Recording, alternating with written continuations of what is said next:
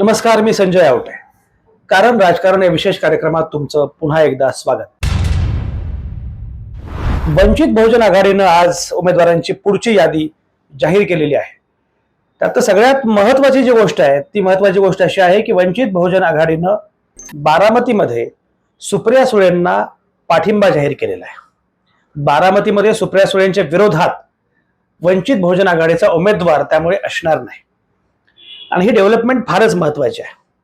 याचं कारण असं आहे की मुळामध्ये 2019च्या लोकसभा निवडणुकीचा विचार करता आपण परवाच त्याचं पूर्णपणे त्याच्यावर कार्यक्रम केला होता आणि असं सांगितलं होतं की जवळपास 40 ठिकाणी वंचित बहुजन आघाडीला दुसऱ्या किंवा तिसऱ्या क्रमांकाची मतं मिळाली होती. जवळपास 9 ठिकाणी काँग्रेस आणि राष्ट्रवादी काँग्रेसचे उमेदवार हे केवळ वंचित बहुजन आघाडीमुळे पराभूत झालेले होते. 2019 मध्ये वंचित बहुजन आघाडीची ताकद अधिक होती. त्याची 3 कारण आहेत.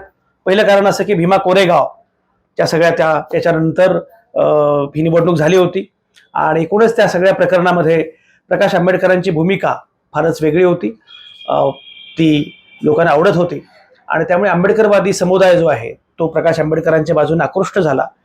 दुसरा मुद्दा असा की तोपर्यंत कुठला पर्याय खरं म्हणजे तेव्हा नव्हताच. म्हणजे आंबेडकरवादी मतदारांच्या समोर तशा अर्थानं पर्यायच नव्हता.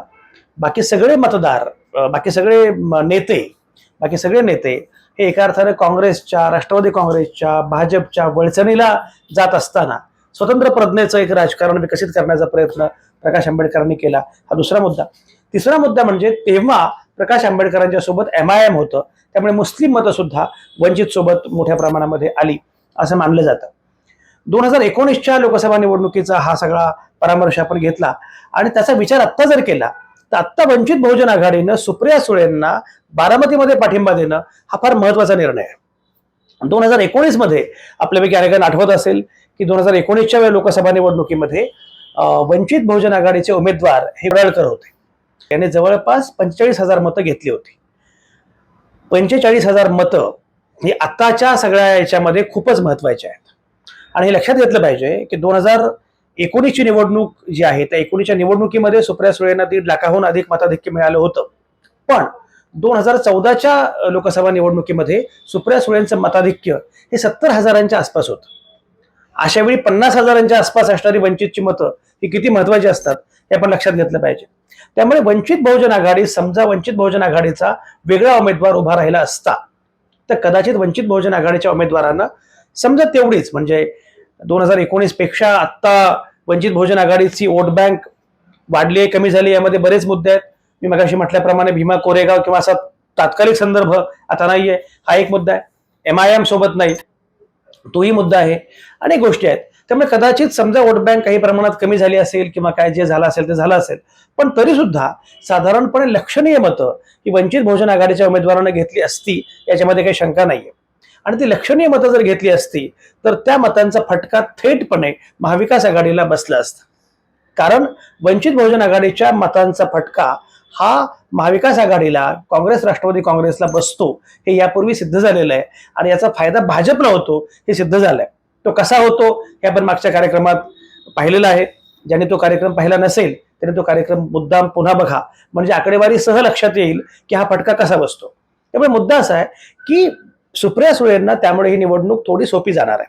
एकतर महादेव जानकर हे शरद पवारांच्या सोबत येतील अशी शरद पवारांची इच्छा होती. माढ्यातून महादेव जानकरांनी लढावं, ती जागा मी द्यायला तयार आहे असं शरद पवार म्हणाले होते. पण प्रत्यक्षात महादेव जानकर महायुती सोबत गेले आणि आता परभणीतून ते निवडणूक लढवत आहेत.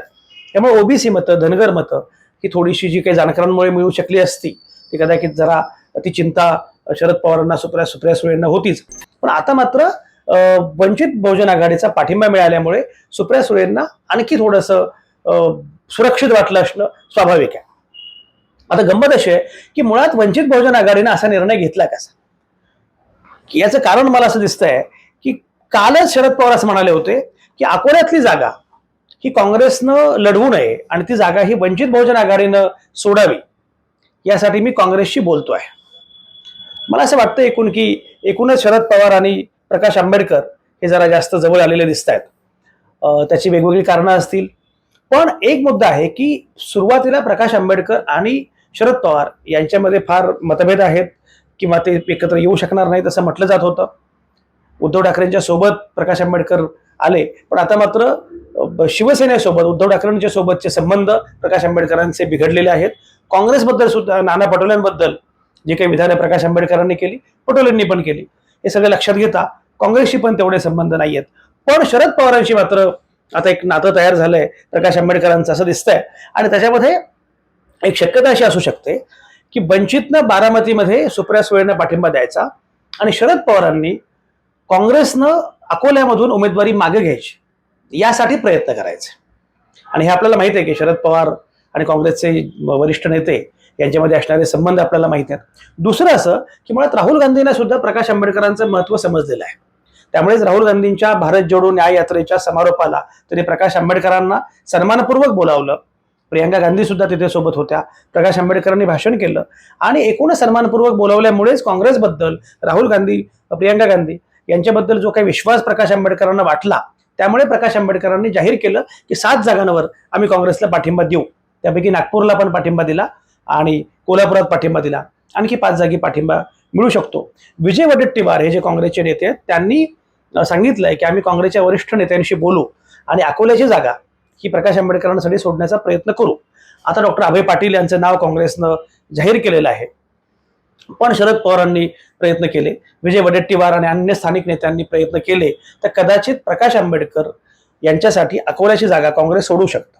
आणि जर काँग्रेसनं ती जागा सोडली आणि थेटपणे भाजपचे अनुप धोत्रे हे आता उमेदवार आहेत तिथले, संजय धोत्रे जे मंत्री त्यांचे हे चिरंजीव अनुप धोत्रे, अनुप धोत्रेंनी उभं राहणं आणि संजय धोत्रेंनी उभं राहणं हा एक वेगळा मुद्दा आहे. त्यामुळे संजय धोत्रेंच्या तुलनेमध्ये अनुप धोत्रे कितपत चालतील हा मुद्दा आहे. आणि एकास एक अशी लढत झाली आणि महाविकास आघाडीची सगळी मतं ही जर प्रकाश आंबेडकरांच्या पारड्यात पडली तर प्रकाश आंबेडकर निवडून येऊ शकतात, प्रकाश आंबेडकर खासदार होऊ शकतात.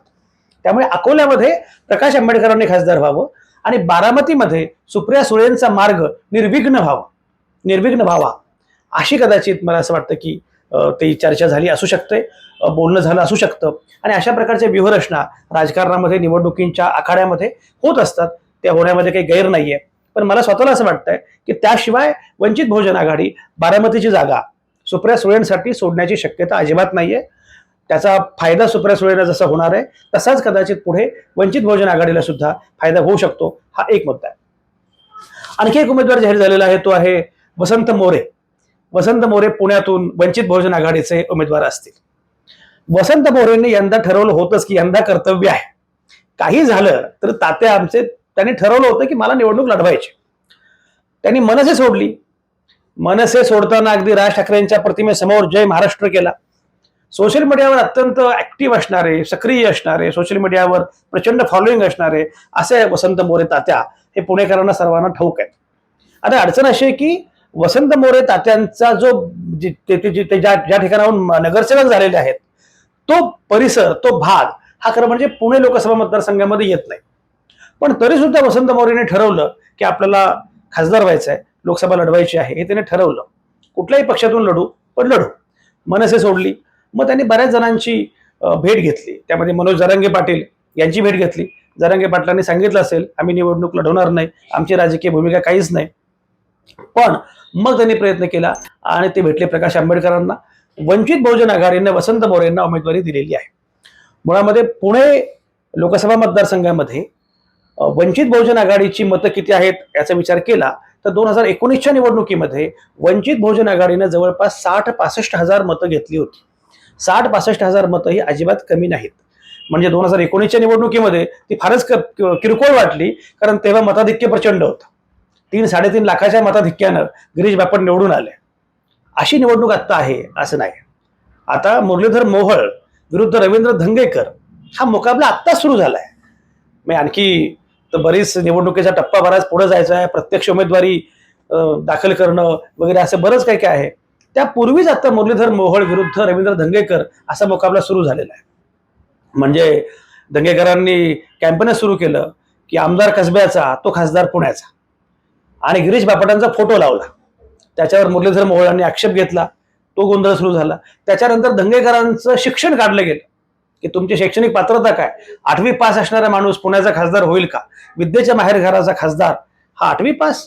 धंगेकर म्हटले मला लोकांनी PhD दिलेली आहे, तुम्ही काळजी करू नका.